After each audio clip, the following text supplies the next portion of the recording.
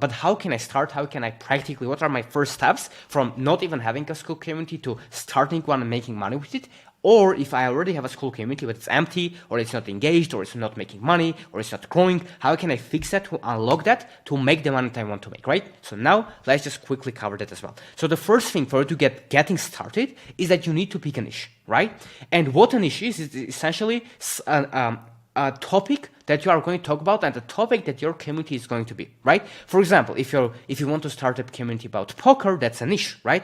People that play poker, right? People that want to grow their online business is a niche, right? People that want to improve their mental health is a niche. People that want to become better at storytelling is a niche. So you need to have some specific topic about which your community is going to be. So how to find what your community is going to be? It's actually extremely simple. You just need three things for that, right? You need the product market fit, you need your passion, right? And you need your avatar. Let me quickly explain with a very simple language what this is. Even if you are not a beginner, you will actually learn a couple of interesting things from this that I think you can implement to actually grow your community even more. So the first thing that is important is to understand product market fit. And honestly, this is the number one thing that people get wrong when it comes to Skool communities. This is literally the number one thing, right?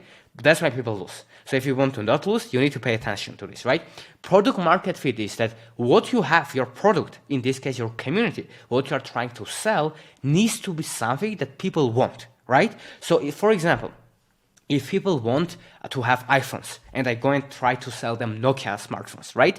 Although their Nokia company was very successful before, right now most people want iPhone, Samsung, or all of these brands, right? So if I just try to sell them something that they don't need, it's going to be very hard. So there is no product market fit, right? So the market doesn't want my product, so there is no fit, right? So, but when you find something that the market wants and you give it to them, they're actually very happy. So all you literally have to do is to just see what people actually want right now, what is demand for Skool communities, and you just need to make your Skool community in that way, so people would actually want that. And if you just nail that one, you can make your first 10K a month, right? It still takes work, it takes time, it's not overnight, there will be failures, all of that stuff, but if you just get this one thing right, you can make 10K a month or even more, right? Yes, it will take you time, but that's 100% possible. That's what you need. So I will tell you how to find the market product fit, but first I want to talk about the second thing for picking your niche, because it's not just about the product market fit, right? In my opinion, what is also very important for your community is your passion, right? Your passion is extremely important. So if you don't care about poker at all, or if you don't care about soccer or football or making money online or self-improvement or playing guitar, if you don't care about these topics, in my opinion, you shouldn't start a community about that, because you have no knowledge, no curiosity, and no love for that. Which means what's going to happen is, even if there's product market fit, you are probably going to get burned down, that you are going to quit because you don't love the community. You are not going to understand your people in the community. You are not going to like them. You are not going to want to over deliver for them and to make a great community for them, and it's going to be very hard. But on the other hand, imagine that if you, let's say, love playing basketball, you start a basketball community, right? Or if you love pets or animals or dogs, you start a community for dog owners or dog lovers, whatever, right? How much easier it will be for you, based on your interests that you have, to start the community and to grow it when you actually want to do it.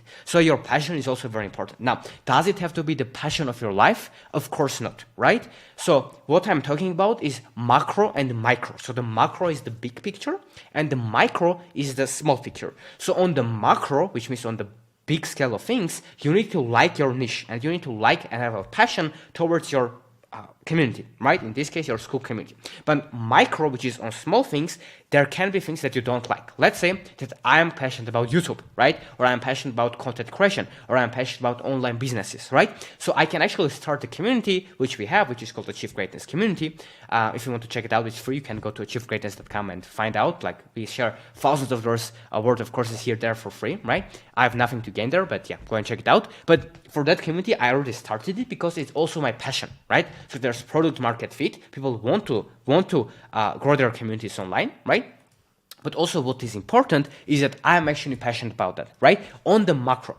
But on the micro, there are still things that I might not enjoy, right? So for example, if I like online businesses, and that's my niche, that's why I, for example, started a community, right? I love it, it's my passion, there is a market product fit, etc., etc. So people actually want that. But if I actually there will be small things that I don't like. That is okay. For example, if on the online business, it's hard to create content, or it's hard to do something, or it's hard to be online and to work, or to reach out to people, or to all of these things. If there's hard things like micro on the small level of things, for example, you wake up and you don't want to complete a certain task, answer to someone, or do something that you know you need to be doing, of course you need to have discipline and like achieve it. So on the micro, there will be things that you don't like. So don't say, oh, like I love business, or I love pets, or I love this, I have this hobby, that hobby, I am interested in these topics. And literally every person is interested in several things, you included, chess, movies, like you name it, you're interested in this stuff, right? If you're watching this video, you're interested in online business, growing, school communities, self-development, probably some of this stuff, books, right? Any of this. So